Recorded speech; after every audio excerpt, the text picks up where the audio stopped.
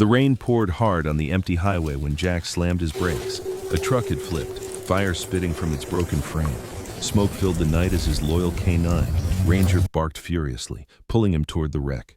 Inside, chained and barely breathing, was a little boy. Jack ripped the door open with his bare hands while Ranger tore at the straps, dragging the child back to life. But as the boy gasped for air, he whispered something that froze Jack's blood. There were many more children still trapped somewhere in the dark. What secret was hidden behind this crash, and how far would Jack and Ranger have to go to uncover it? If you believe compassion can change the world, stay with us, share your thoughts below, and let us know how this moment makes you feel. Wishing you a meaningful day filled with kindness.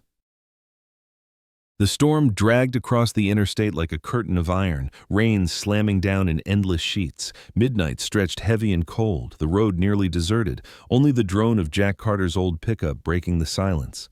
Jack's broad frame was hunched over the wheel.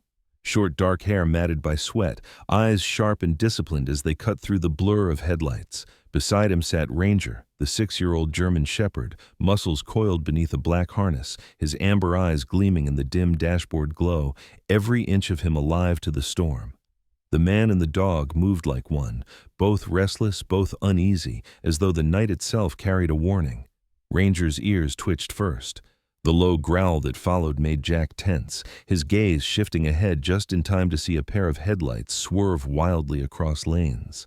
A transport truck pitched sideways, brakes shrieking, its bulk crashing through the guardrail with a roar of metal on metal. It tumbled down the slope, rolling twice before landing upside down, sparks bursting from its ruptured undercarriage. Flames hissed to life near the leaking tank. Jack didn't hesitate. Years of service had burned hesitation out of him long ago. He wrenched the wheel, slammed the pickup to the shoulder, and was out the door before the engine even died. Ranger leapt after him, barking with a ferocity that cut through the storm. They raced down the embankment, mud clinging to Jack's boots, rain plastering his olive field jacket against his broad chest. The smell of fuel hung thick in the air, acrid and choking. Smoke curled upward in twisting columns as sparks kissed the night sky. Ranger bounded ahead, his paws splashing through mud, every bark fierce and urgent. Jack's lungs burned, but his stride did not falter. He had run into fire before. This was nothing new. What froze his gut was not the fire, it was what he might find inside. At the wreck, Jack seized the crumpled driver's side door, pulling hard, muscles straining, veins rising along his forearms. The steel groaned, bent, and finally gave way enough for him to peer inside. The driver's seat was empty. The belt hung loose, slick with blood, and the door on that side had been shoved open from within. Jack swung his flashlight down. In the mud outside were fresh footprints, pressed deep, vanishing into the shadows beyond the wreck. His breath came short. Whoever had been behind the wheel was gone, alive and moving fast. Ranger pressed his nose to the trail, whining low, every muscle trembling with the urge to follow. Jack gripped the harness, pulling him back. There would be no chase now. The wreck still burned, and something else, something weaker, more fragile, had caught Jack's ear. Over the hiss of flames, beneath the growl of storm, came a thin, broken sound. A whimper. Jack dropped low, forcing his way past twisted steel. His flashlight beam cut through smoke and shadows. That was when he saw him. The boy was no older than 8. Blonde hair clung wet to his pale forehead, his lips edged blue with cold, his wrists bound tight with rope that had bitten raw into the skin. His small chest rose and fell in shallow, uneven gasps. Eyes, half-lidded, fever bright, rolled upward as he fought to stay conscious. Jack's stomach clenched, his heart pounding harder than it had even under fire. "Hold on, kid," he muttered, wedging his body deeper into the cab. He hooked both arms under the child's frail frame and pulled with every ounce of strength he had left. The wreck fought him back, metal scraping, sparks flashing as beams bent and twisted. Heat clawed at his back. The rain fell harder, hissing against the growing fire, but it wasn't enough. Ranger lunged beside him, claws scraping steel, barking as though urging him on. With a roar of effort, Jack tore the boy free, just as a burst of flame devoured the rear tires. The explosion shook the ground, showering sparks across the mud. Jack shielded the boy with his own body as Ranger planted himself like a shield, snarling at the inferno. Up the embankment they went, Jack carrying the child close, boots slipping, mud dragging at his steps. His breath came ragged, but his grip never loosened. At the top, he laid the boy on the wet grass, hands moving fast. He ripped the rope free, tossed it aside, and leaned close to check breathing. Weak, shallow, but there. Ranger lowered his head, licking gently at the boy's limp hand, his amber eyes wide with an almost human sorrow. Jack tore off his jacket, spread it over the boy's trembling body, and pressed 2 fingers to his neck. A faint pulse fluttered beneath his touch. The boy stirred. His eyes cracked open, cloudy with pain, barely focused. Jack leaned close, voice calm but firm, the same tone that had steadied men in firefights. "You're safe. You're going to be okay." The boy's lips trembled, parting to shape words so faint they nearly drowned in the storm. Jack bent nearer, straining to catch them. At first it was only air, broken gasps. Then came a whisper, thin as thread but sharp as a blade. "There are more kids." The words chilled Jack deeper than the rain. His breath caught, his body still as stone. Ranger pawed the ground beside the faint footprints, barking once, sharp and accusing, as if to say he already knew. Jack's jaw tightened. The driver was gone. The wreck burned, and now he had confirmation that this boy wasn't alone. More children. Somewhere out there in the dark.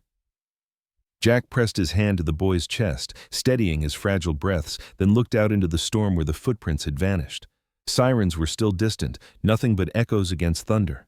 Jack reached for his phone, dialed emergency services with steady hands, voice clipped and precise as he gave their location. Ending the call, he crouched beside Ranger, his hand firm on the dog's harness. "We're not finished, partner," he said, his voice low, weighted with iron. Ranger looked up at him, ears sharp, amber eyes reflecting the firelight, and gave a single bark as though sealing the vow. Together, they sat watch over the unconscious boy, the storm howling around them, the wreck still burning below. Jack knew, with the certainty of a soldier, that the night had just revealed something far darker than an accident.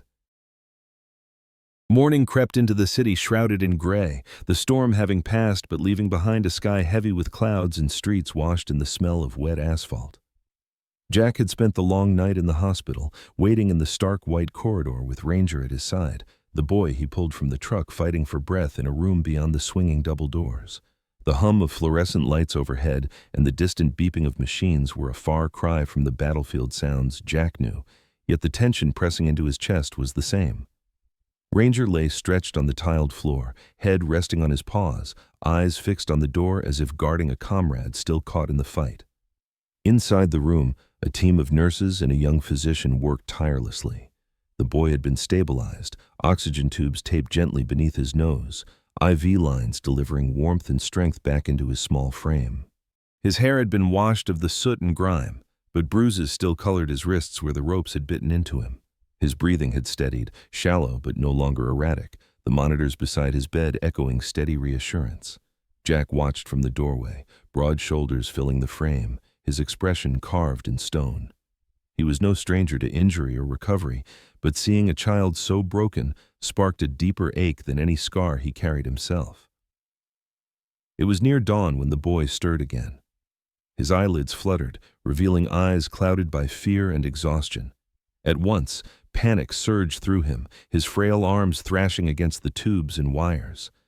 A sharp cry escaped his throat, half sob, half scream, as though waking from a nightmare only to find himself trapped in another. Jack moved forward quickly, but a nurse raised her hand gently, guiding him to hold back. A woman had stepped to the boy's side, calm, radiating from her presence like a shield. She was in her early 30s, with auburn hair tied neatly into a bun, freckles dusting a pale, tired face, and eyes that carried both compassion and determination. Her name tag read, Sarah Whitmore, RN. Sarah leaned close to the boy, her voice a soothing whisper, steady and melodic in the sterile room. She adjusted the tubes with practiced hands, never letting her gaze break from his terrified eyes. "You're safe," she murmured, the corners of her lips softening in a gentle smile. "No one can hurt you here. You can breathe." Slowly, the child's thrashing eased, though tears still streamed down his cheeks. His small hands clenched at the sheets, his body trembling, but the panic that had threatened to consume him dulled under her steady presence. Jack watched, arms crossed, his silence carrying weight, while Ranger rose to his paws and pressed closer, ears flicking forward. The boy whispered something between sobs, words half swallowed, but Sarah's ear was bent close, and she caught fragments. His voice was hoarse, each syllable a struggle, but what slipped through made her eyes widen. The dark warehouse. Others. Trapped inside. His voice cracked, and he turned his face away as if ashamed. Sarah gently brushed damp hair from his forehead, assuring him he did not need to say more. Yet she glanced toward Jack at the door, her expression betraying the gravity of what she had heard. She knew secrets too heavy for a child's shoulders were often dismissed in hospitals, lost in reports, but there was something in the boy's voice that rang with terrible truth. Ranger moved forward suddenly, pulling against his harness, nose thrust toward the bed. His sharp inhalations grew rapid, ears upright, body tense. He pressed his snout to the boy's shirt, sniffed deeply, then barked once sharp and commanding. Jack stepped in, laying a hand on the dog's back, feeling the muscles quiver. Ranger barked again, louder, the sound echoing down the sterile corridor. Nurses turned their heads in alarm, but Sarah raised a hand to still them, her eyes fixed on Jack. The dog had found something, some trace of scent buried in the boy's clothes that ignited instinct. Jack's lips tightened as he crouched to meet Ranger's eyes. The animal's gaze burned with recognition, an unspoken message only his handler could understand. Jack rose, his shadow long across the tiled floor. He studied the boy lying pale against white sheets, the nurse still holding his hand, the dog restless beside him. His mind turned over the evidence. A truck with no driver, footprints vanishing into the storm, a boy bound and abandoned to die, whispers of other children held in darkness. The pattern was too deliberate to be an accident, too cruel to be coincidence. The storm outside had ended, but another kind of storm was gathering in his chest. He had felt it before, the moment when duty shifted from survival to pursuit of truth. Sarah excused herself briefly, stepping into the hall where Jack stood. Her uniform was wrinkled from the long night, but her voice carried quiet strength. "He's terrified," she said, glancing back toward the boy. "Whatever happened to him, it wasn't random. He keeps repeating the same thing, something about a warehouse." Jack nodded slowly, his jaw rigid. He had seen men hallucinate under shock, but the boy's words carried a clarity that struck deeper. He had not spoken of monsters or shadows. He had spoken of a place, real and deliberate. Ranger, as if to underline the truth, gave another bark, then sat back on his haunches, tail rigid, eyes fixed on Jack. Jack's gaze moved past Sarah toward the rain-slick windows where dawn pressed pale against the glass.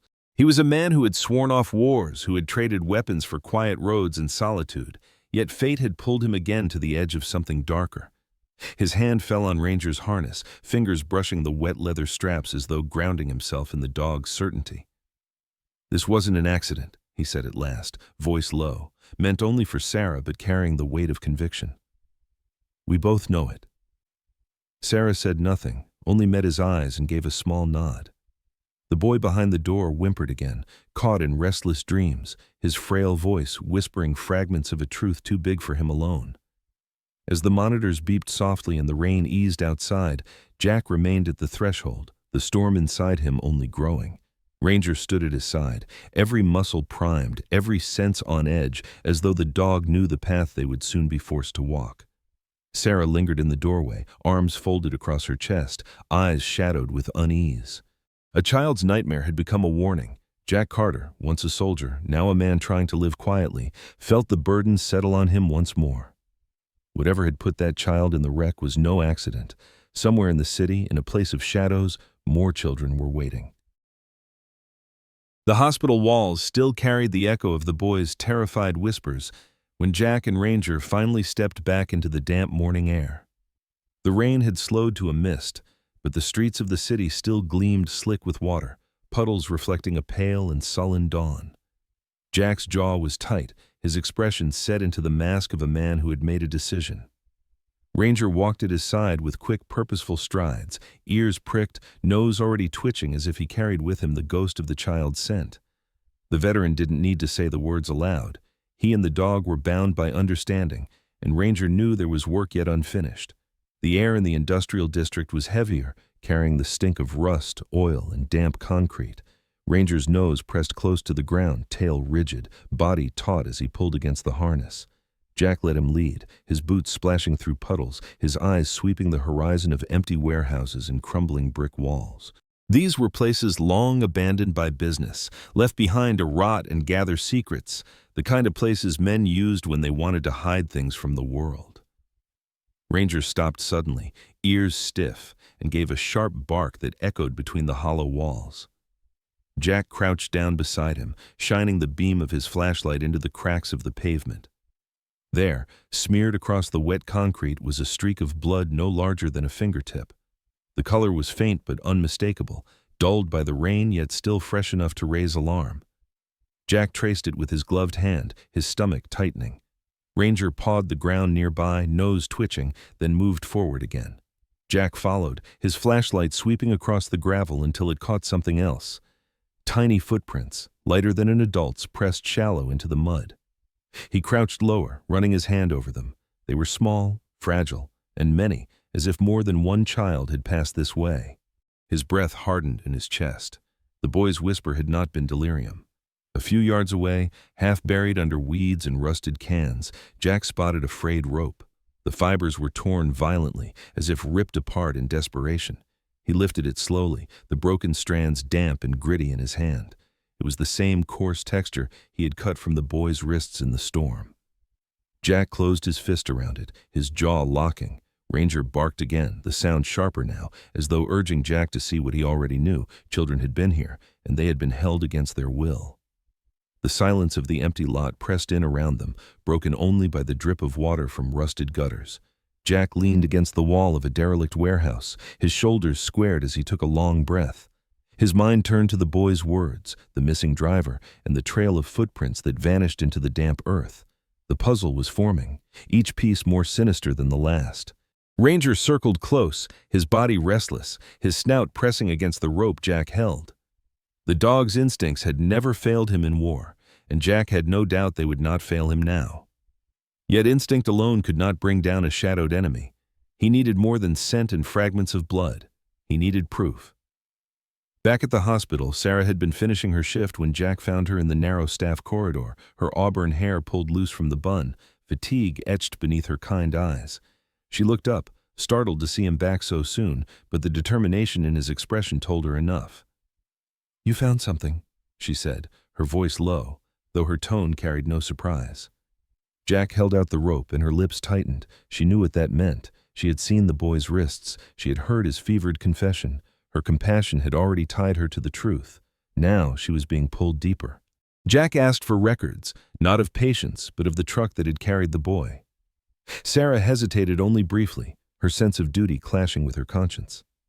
She slipped into the administrative office, her fingers quick on the keyboard of an aging computer.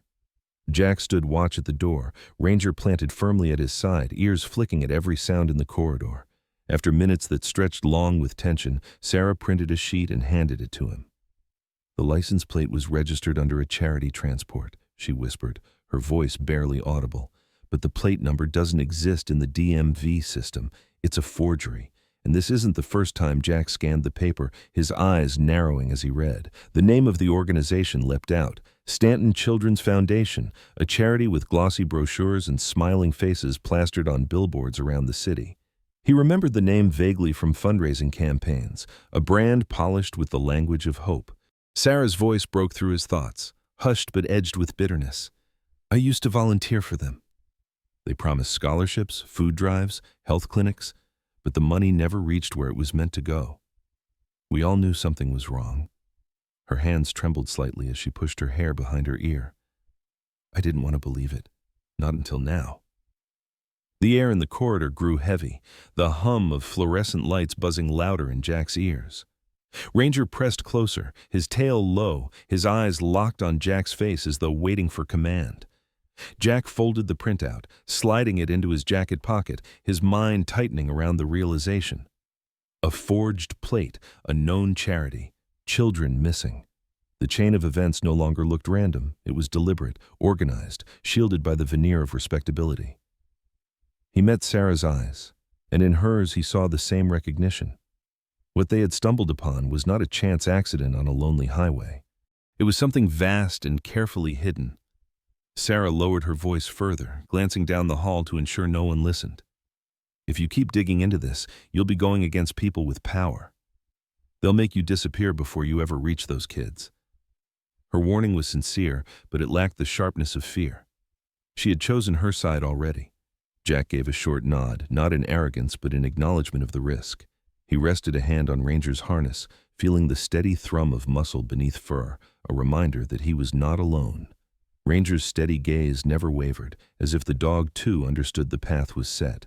The faint light of dawn crept higher outside the hospital windows, streaking pale gold across the wet streets. Jack stood tall, the printout in his pocket, the frayed rope in his hand, and the memory of the boy's whisper ringing in his ears. Sarah lingered in the hallway, her expression unreadable, though compassion softened the tight line of her lips. Ranger gave a final sniff at the rope, then barked once, the sound sharp and decisive. It was more than instinct now. It was confirmation. Jack knew with cold certainty that what he had found in that empty lot was only the edge of something darker. And though he carried no badge, no title, the path forward was clear. The night had grown heavier, a thick silence draping over the industrial district like a shroud. The city's hum was far behind Jack now, replaced by the slow drip of water from rusted gutters and the groan of metal beams that had not known use in decades. Clouds hid the moon, casting the landscape in shifting shadows, and the warehouse that loomed before him stood as a hulking silhouette against the dark. Jack adjusted the faded olive jacket across his broad shoulders, his breath steady, though the weight in his chest was anything but calm. At his side, Ranger moved low and silent, each paw pressing carefully against the ground, ears sharp, nose twitching, the taut line of his body screaming alertness. Jack approached from the east side where broken fencing sagged under ivy, the ground littered with crushed cans and shards of glass. He crouched low, his eyes scanning the yawning loading bay doors. A faint sound carried through the cracks in the corrugated metal. A sound so soft most men would dismiss it as wind, but Jack's ears had learned to distinguish desperation from background noise. It was a whimper, thin and ragged, rising and falling like the cries of a child caught in nightmare. He froze, the memory of the boy in the hospital flashing through his mind, and felt his jaw lock tight. Ranger growled low, the rumble vibrating through his chest, fur bristling along his back. Slipping along the side wall, Jack found a service door half off its hinges. He pressed a hand to the cold metal, pushing gently, and slipped inside with Ranger at his heel. The smell hit first oil, mildew, and something else, sour and unmistakably human, the stink of sweat and confinement. His boots moved noiseless across the concrete floor, flashlight dark, only the faint glow of distant street lamps through shattered windows giving shape to the gloom. Ranger crept ahead, muscles rippling under his coat, snout close to the ground. Then the dog froze, ears snapping forward, body locked like a coiled spring. Jack's breath slowed. He could hear it too now, voices hushed, and beneath them, the unmistakable moans of children muffled in fear. He moved toward the sound, the beam of his eyes narrowing through the dark, when suddenly the world split open in blinding light. High-powered floodlamps crashed on above, slicing the shadows into glaring white. Jack's pupils shrank, his vision fractured as shapes stepped out of the glow. 5 men, maybe 6, all broad-shouldered, their boots scuffing against the floor as they closed in. Their faces were shadowed by the glare, but the glint of steel pipes and knives in their hands needed no translation. One of them, tall, wearing a black leather jacket, smirked as he tapped the length of pipe against his palm. "Thought you'd just stroll in, soldier?" His voice rasped, dripping with mockery. Jack shifted his stance, weight balanced on the balls of his feet, the old instincts surging back like a tide he had tried to leave behind. Ranger snarled beside him, teeth bared, the sound sharp enough to echo across the cavernous walls. The men circled, closing the trap, their shadows stretching monstrous in the light. Jack lunged first, catching the nearest man's wrist and wrenching it until the knife clattered to the floor. He drove his shoulder into the thug's chest, sending him sprawling. But another came from behind, a pipe cracking across Jack's ribs. Pain exploded through him, his knees threatening to buckle, but he turned with grim resolve, throwing an elbow into the attacker's jaw. The fight blurred into a storm of motion, Jack's fists striking, bodies colliding, the clang of steel against concrete ringing like gunfire in the vast hall. For every blow he landed, another came in return. A fist caught his temple, his vision flashing white, but he stayed upright, breath grinding through clenched teeth. Ranger lunged, jaws snapping, sinking teeth into the calf of a man who had raised a crowbar above Jack's head. The thug screamed, toppling as Ranger pulled him down with relentless strength. Another swung a chain at the dog, but Ranger twisted, released his prey, and snapped his jaws on the chain itself, jerking it from the man's hands. But the odds were too great. A strike from behind sent Jack crashing to the floor, his cheek hitting cold concrete. Stars burst behind his eyes, his limbs sluggish as boots thundered closer. One man pressed a knee to his back, slamming his face against the ground, the pipe raised for a finishing blow. Jack gasped, blood filling his mouth, strength bleeding out faster than he could summon it. He heard Ranger's frantic barking, the scramble of claws on cement, and the shouts of men trying to pin the dog down. The world spun around him, dimming, narrowing to a tunnel of light and pain. Then Ranger broke free. With a roar that seemed to split his chest, the German shepherd launched himself across the room. His body collided with the man pinning Jack, teeth sinking deep into the forearm raised to strike. The thug screamed, the pipe clattering to the floor as blood sprayed across the concrete. Jack rolled, dragging himself out from under the weight, his vision swimming. He caught a glimpse of Ranger shaking the man like a rag, the strength of 6 years of training and loyalty unleashed in a single, terrifying moment. Another tried to pull the dog off, but Ranger twisted, leapt, and barreled into him, jaws snapping, eyes burning with feral light. Jack forced himself to his knees, every muscle trembling, ribs aflame, head ringing. He stumbled toward the exit, shouting hoarsely, "Ranger, with me!" The dog released his prey instantly, bloodied muzzle snapping to his master's call. Together they staggered toward the service door as the remaining thugs shouted curses, some too wounded to give chase, others momentarily stunned by the ferocity of the attack. The floodlights still glared, the smell of blood and sweat clinging heavy in the air. But Jack knew staying longer meant death. Ranger pressed against his side, half guiding him, half pulling him, their bond carrying them through the haze of pain and fear. Outside, the night air was cold and sharp, the drizzle washing blood from Jack's face as he stumbled into the cover of darkness. Ranger's breath came heavy beside him, ears still pricked, eyes scanning for threats even as his body quivered with exertion. Jack collapsed against the wall of the warehouse, chest heaving, one hand pressed to his ribs, the other gripping the dog's harness. His vision steadied, his breath slowing, but the weight of what he had heard inside, the muffled cries, the proof of children still trapped burned hotter than any wound. Ranger lowered his head to Jack's chest, a low whine rumbling deep, a reminder that they had survived but had not won. Jack spat blood into the mud, his jaw set as he pushed himself upright again. His body screamed for rest, but his mind was already cataloging what he had seen. The men, the weapons, the floodlights prepared. They had known he was coming. It wasn't luck or chance. He had walked into a trap, and only Ranger's fury had dragged him back out. He wiped the back of his hand across his mouth, leaving a streak of red, and looked into the dog's amber eyes. "We're not finished," he whispered, voice ragged but unbroken. Ranger barked once, sharp and certain, the sound cutting through the night. They had survived the warehouse's darkness, but the fight was only beginning. The night bled slowly into dawn, but Jack barely felt the passing of hours. His ribs throbbed from the fight inside the warehouse, his jaw still tender from the blow that had dropped him to the ground. Yet the wounds that cut deepest were not physical. He could still hear the muffled cries of children, still see the glare of floodlights snapping alive as predators emerged from the shadows. Ranger sat close, head resting on Jack's thigh, his muzzle flecked with dried blood from the struggle, amber eyes never leaving his master's face. Together they waited in the dim light of a hospital corridor, the world outside waking indifferent, while the truth they carried grew heavier. Sarah appeared quietly, her scrubs exchanged for a plain gray sweater and dark jeans, her auburn hair pulled back in a loose braid that made her look younger but more tired. The compassion in her eyes was joined now by something harder, the weight of knowledge she had held for too long. She slid a folded file into Jack's hands, her voice low but clear. "The charity," she said. "Stanton Children's Foundation. It isn't just mismanaged funds. Richard Stanton himself, he runs it. He hides behind the foundation, but the trucks, the warehouses, the money trail, It all leads to him. Jack unfolded the papers, his eyes scanning columns of figures and signatures. Stanton was no ordinary businessman. He was a pillar of the city, in his late 50s, silver-haired with a smile made for magazine covers and a wardrobe of tailored suits that spoke of power.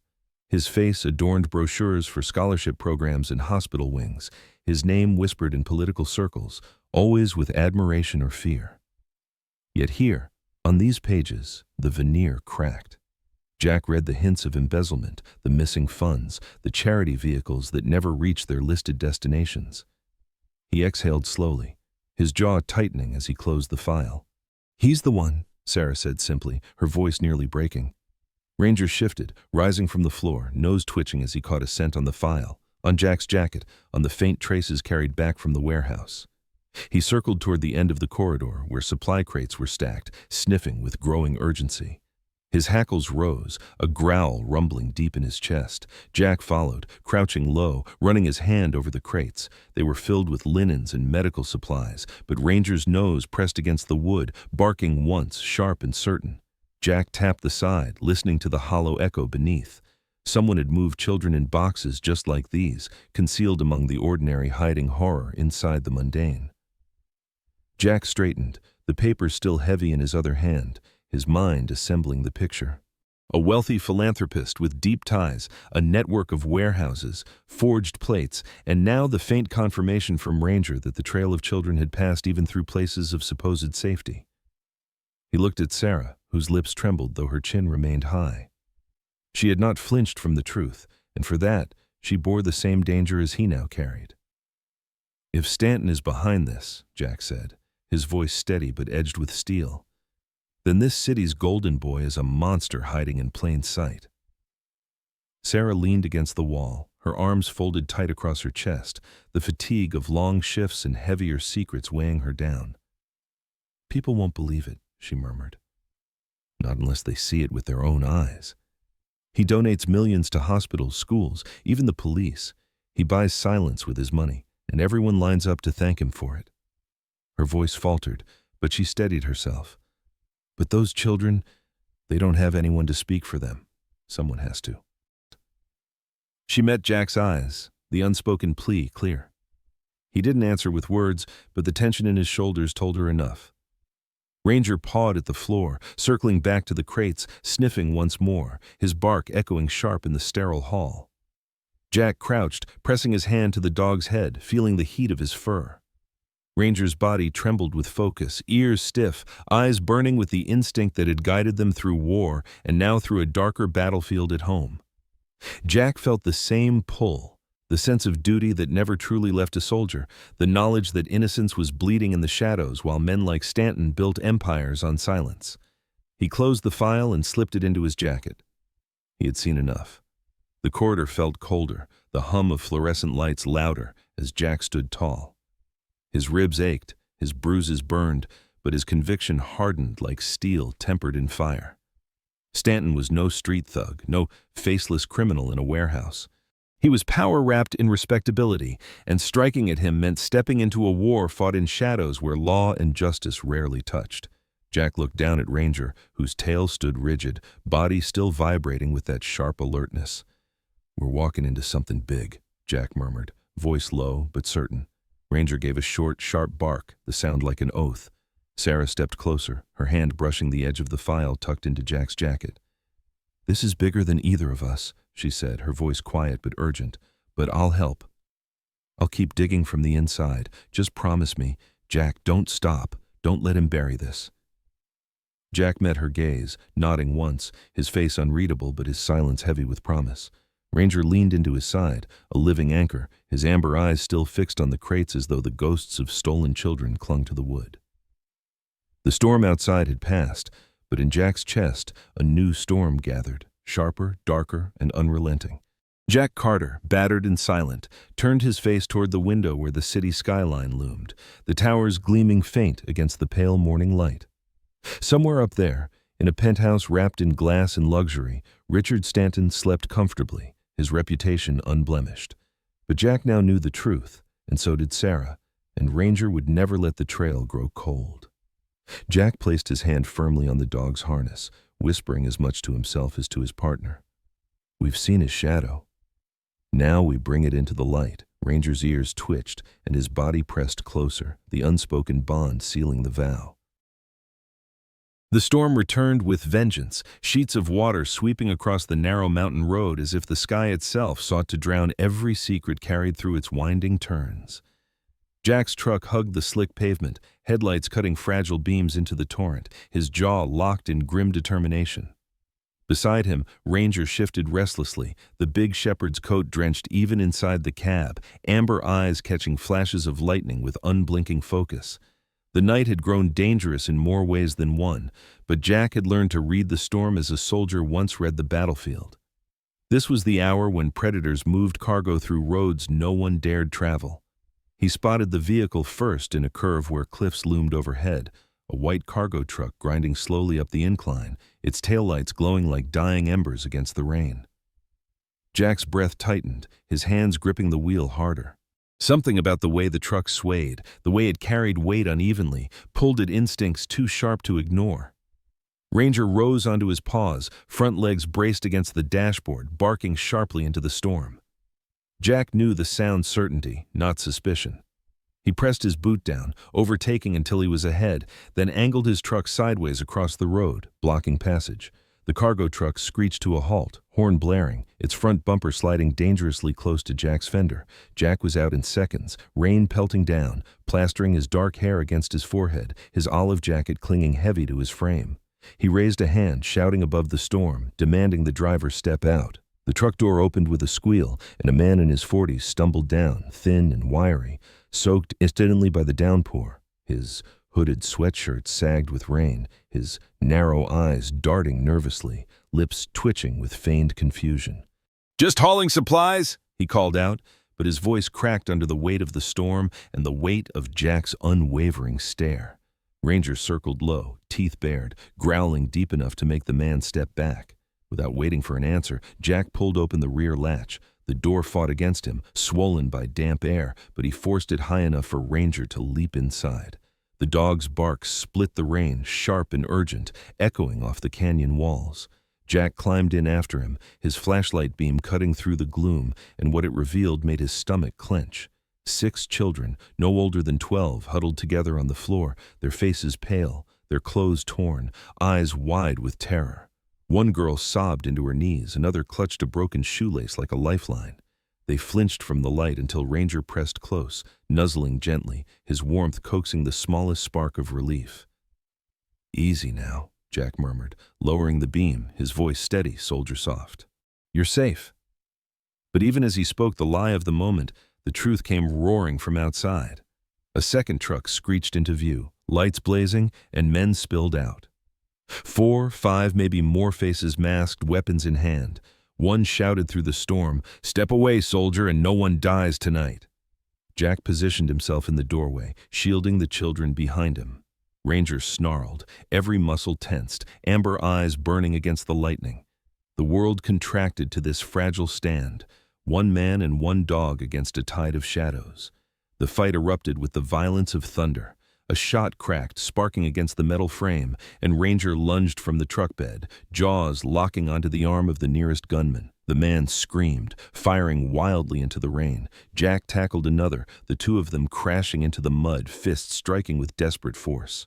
Pain lanced through Jack's bruised ribs, but he fought through it, teeth gritted, landing a blow that sent the attacker sprawling. Then came the sound Jack had dreaded, a yelp torn raw from Ranger's throat. He whipped around to see his dog stumble, fur darkened by blood where a bullet had grazed his shoulder. "Ranger!" Jack's shout cut through the storm. The shepherd shook once, growled low, and despite the searing pain, lunged again, sinking his teeth into another attacker's leg and dragging him down. Jack surged back to his feet, adrenaline burning through the haze of exhaustion, grabbing a pipe from the ground and swinging it hard into the jaw of the man raising a gun toward the children. The impact cracked bone, sent the weapon flying, but more shadows pressed forward, their voices cursing, boots splashing mud.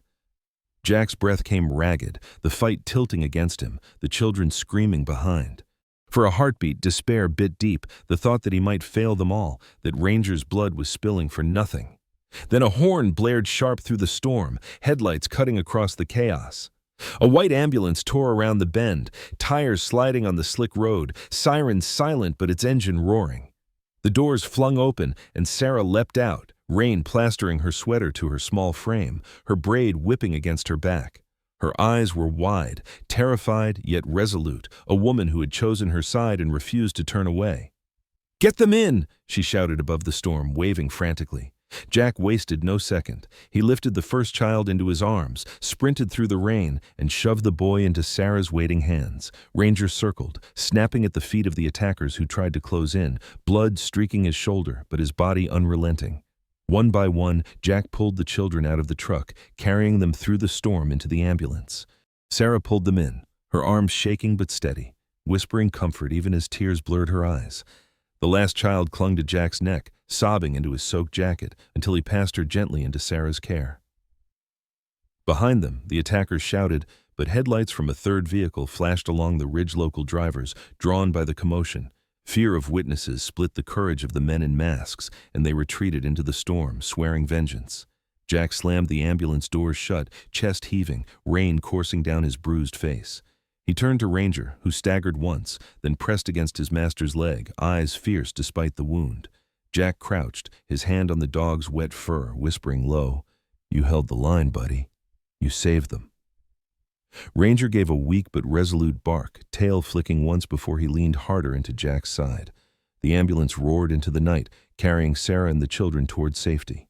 Jack stood in the rain a moment longer, battered, soaked, the storm hammering down around him. Ranger pressed close, the heat of his body steady even through pain, a reminder that loyalty and sacrifice came without hesitation.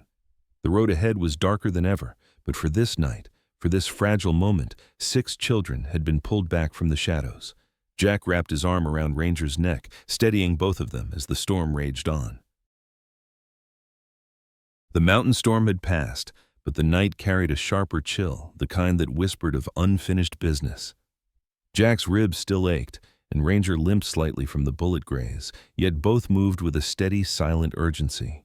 Their truck crawled along the outskirts of the city, headlights off, following the trail of whispers and shadows that had led them to this moment. In the seat beside him, Sarah clutched her phone tightly, the device glowing faint in her hands, its camera lens ready. Her face was pale, her auburn braid damp from the mist, but her eyes carried a fire Jack had not seen before. She had chosen to expose the truth, no matter the cost. The warehouse loomed at the edge of a deserted shipping yard, a fortress of steel and shadows. Trucks were lined up in neat rows, engines rumbling low, their trailers sealed. Men in dark jackets stood in clusters, their posture disciplined, their eyes scanning the perimeter. At the far end, beneath floodlights, a temporary stage had been assembled. Tables, clipboards, crates stacked and ready. It was not charity work. It was a marketplace, and in its center stood Richard Stanton himself, the silver-haired philanthropist, tailored suit gleaming under the artificial light, his smile rehearsed for cameras but cold in its absence. Sarah's breath caught in her throat as she zoomed the phone camera on Stanton's face. She whispered, "The world needs to see this." Jack nodded once, his own gaze locked on the man. Stanton looked every bit the statesman late 50s, tall, impeccably dressed, but Jack saw through it. He saw the calculation in those eyes, the arrogance of a man who believed himself untouchable. Ranger growled low, ears pricked forward, body rigid with recognition. The dog had scented this darkness long before Jack admitted it aloud.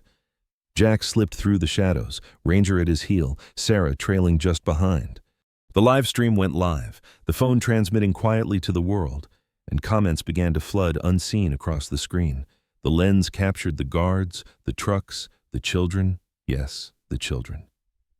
Jack's heart hammered as his eyes fixed on a steel cage at the far side of the warehouse, where at least a dozen boys and girls huddled together, eyes wide, faces streaked with tears. Their muffled cries reached him faintly over the hum of engines, enough to sear into his bones. The moment demanded action.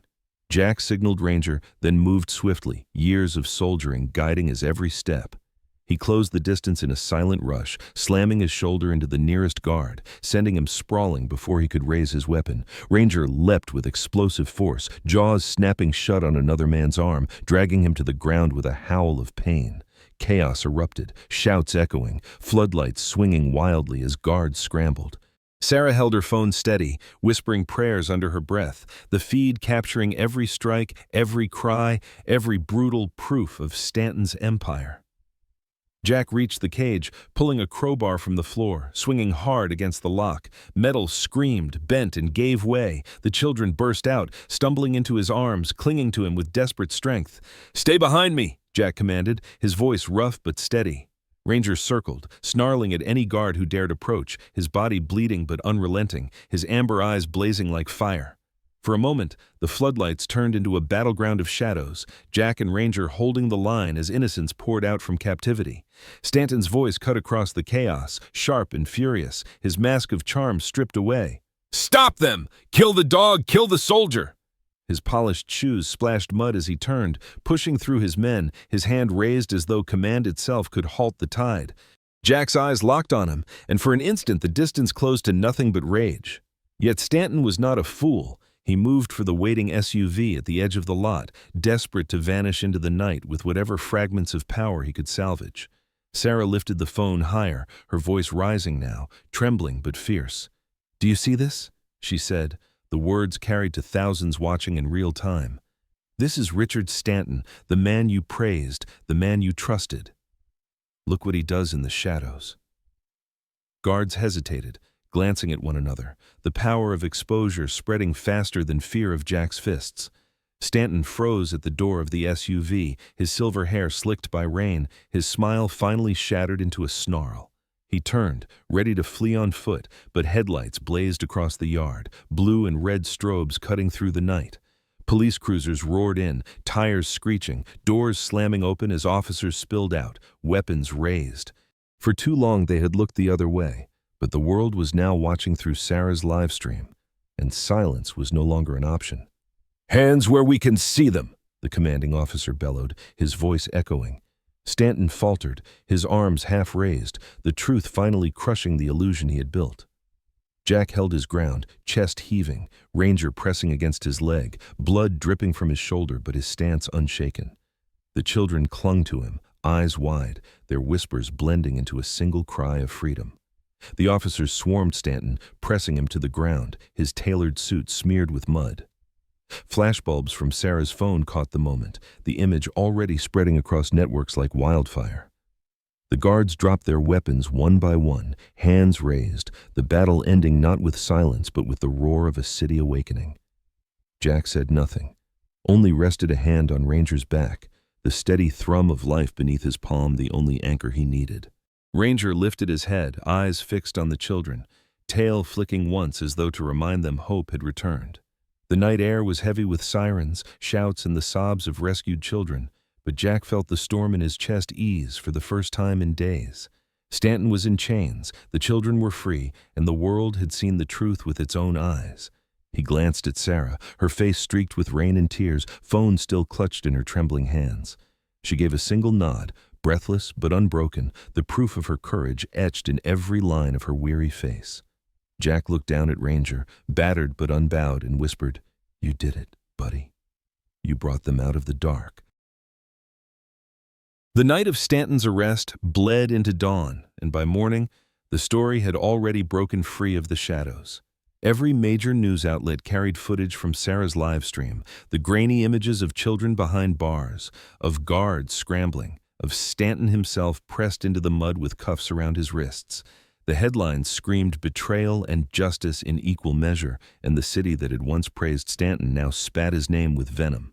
In quiet neighborhoods and crowded offices, families watched in disbelief as the man they had called benefactor was revealed as predator. The storm Jack had carried in silence had finally torn across the nation, and there was no pulling the truth back into the dark. At the hospital where the rescued children were brought, the atmosphere was thick with tears and relief. Parents clutched their sons and daughters with desperate arms, kisses pressed again and again to foreheads they feared they would never see. The halls rang with sobs, some joyful, some still trembling from the nightmare that had ended only hours before. Nurses moved gently, offering blankets and food, while reporters crowded outside the doors, shouting questions into the morning air. Inside, away from the cameras, Jack stood back, his broad frame leaning against the wall, bruises coloring his face, ribs still bandaged from the fight. Ranger sat at his side, posture proud though his shoulder was wrapped in gauze, his ears flicking each time a child's laugh or sob reached them. Sarah moved through the crowd like a thread of calm, guiding families to their children, her voice steady though her own cheeks were streaked with tears. She found Jack at the end of the corridor, her auburn braid loose now, strands clinging to her damp skin. For a long moment she said nothing, simply standing there with the weight of gratitude written in her eyes. Then she reached for his hand, her fingers trembling as they closed around his. "If it weren't for you and Ranger," she whispered, her voice breaking, "those children would be gone. Lost forever." Her words carried not just thanks but awe, the recognition of sacrifice too heavy for one man and one dog to bear. Jack shook his head slowly, his expression carved in quiet resolve. He looked down at Ranger, who had shifted closer, pressing against his leg, amber eyes watchful even in rest. Jack lifted his roughened hand, running it over the dog's damp fur, scratching gently behind his ears. "Not me," he said, his voice low, meant only for Sarah but heavy enough to echo in the air between them. "Him. He's the hero." I just followed where he led. Ranger's ears twitched, and he pressed his muzzle into Jack's palm, the unspoken bond between soldier and partner deepening in the silence of that truth.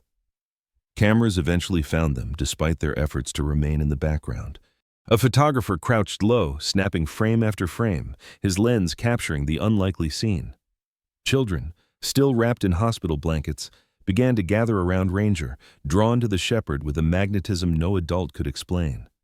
Small hands reached out hesitantly at first, then with growing confidence, stroking his fur, tangling in his harness, resting on his broad back. Ranger remained still, his head high but his gaze soft, tail flicking once as if to reassure them. In the center of sterile hospital lights, surrounded by laughter and tears, the dog sat unmoving, a guardian carved in living form. The flashbulb caught the moment that would travel farther than any headline. Ranger, the scarred K9, sat in quiet dignity, his injured shoulder hidden by the circle of children pressed against him. Their faces glowed with relief and innocence reborn, their arms looped around his neck, their cheeks pressed to his fur. Some smiled, some wept, but all clung as if to an anchor in the storm that had nearly carried them away. Behind them, Jack stood with Sarah at his side, his hand still resting on the dog's head, his expression one of pride stripped bare of ego. The image went viral before the day was done. News anchors spoke of silent heroes, of loyalty that saved lives, of a bond forged in battle and carried into the streets of their city. Commentators argued over who deserved credit, but the photograph spoke louder than words. It was not Jack's fists or Sarah's phone that the world remembered. It was the dog in the center of the storm, the one who had bled to shield the innocent, who had barked warnings when no one else listened. Ranger became a symbol not of war, but of the quiet strength that turned despair into hope. In the days that followed, Stanton's empire crumbled under scrutiny. His name was stripped from hospital wings and school plaques, his allies retreating into silence, his wealth frozen by courts that could no longer look away. The children he had sought to sell were returned to their homes, their names shielded but their futures restored. Some would carry scars, shadows that time could not fully erase, yet each carried also the memory of the night a man and his dog tore through darkness to bring them back. Jack never stood for interviews, never allowed cameras near, but the world no longer needed his words. The image of Ranger among the children was enough.